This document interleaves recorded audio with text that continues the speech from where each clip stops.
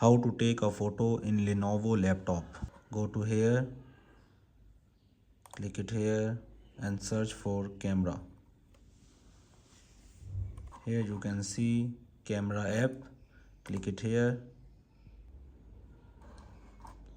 Here you can see take a photo or video.